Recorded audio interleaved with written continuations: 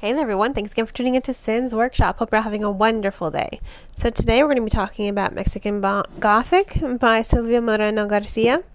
And I have to say, I loved this novel. I think this novel is perfect if you are a fan of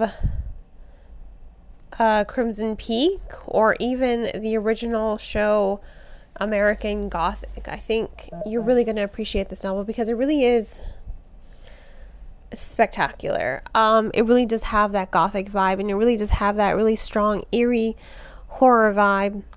And I'm someone who likes horror, but I tend to be really particular with my horror.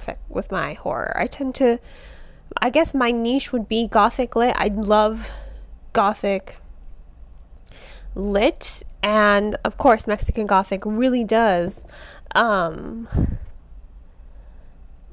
go hand in hand with that itself. And I think that's what makes this novel really compelling for me, especially because it has a strong eeriness vibe, a creepy, haunting atmosphere that just draws you in. And I think what makes Garcia such a good writer is she packs a punch.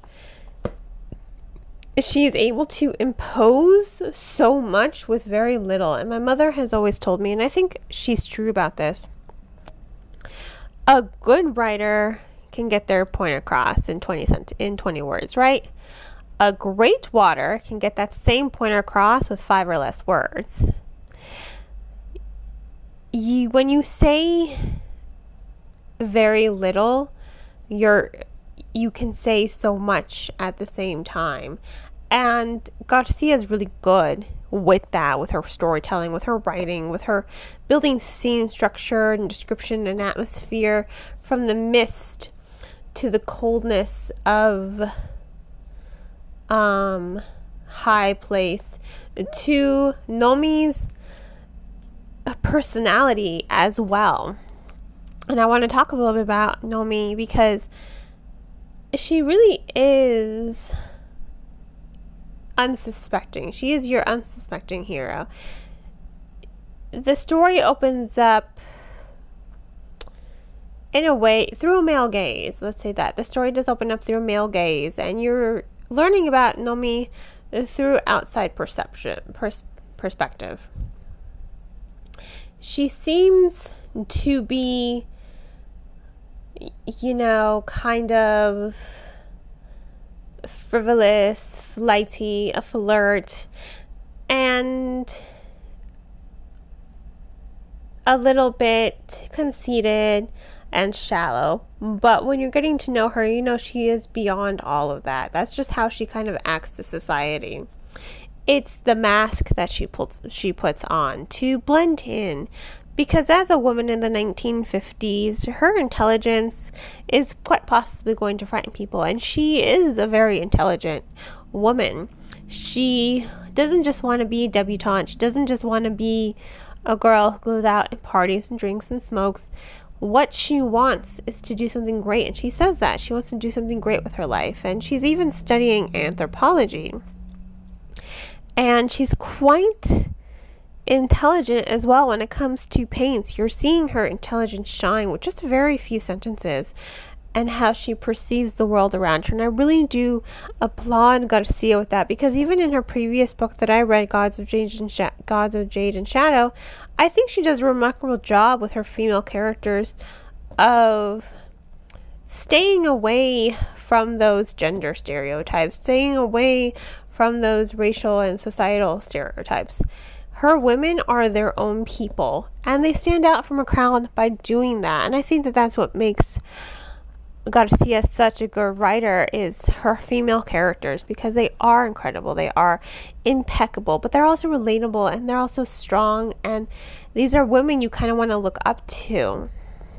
And personally, I loved Nomi as well. I thought she was just so well done. I thought she was characterized very well, and she's sent to High Place by her father to look in on her cousin who just married a gringo, and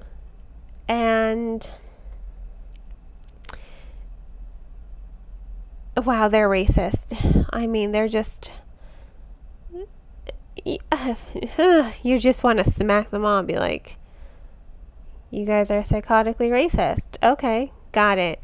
And I think the way Nomi handles them is it speaks highly of her characterization. It speaks highly of her personality. And again, I like that about her. I do indeed love her personality and how she's able to handle what is thrown at her. Now, as for the story itself, Garcia did a great job once again with the pacing, with creating that Gothic atmosphere. While also staying away from the tropes. Some of those cliches and tropes that you tend to see in Gothic lit, she stays away from them. She's building a Gothic narrative through setting, through eeriness, through creep factor. She's using her words to build a haunting landscape with mist, and you've got the house on top of the hill, and you've got everyone saying it's cursed. Run away, mijita. Run away. That's all they're saying. It's cursed. And I think that that's incredible for the narrative and for the storytelling. I personally really did enjoy the story so much. And the ending itself, that unveiling near the end, oh my God, it's jaw-dropping. When I read that, I was like, what the heck? Like, what is happening? What is going on? What the heck?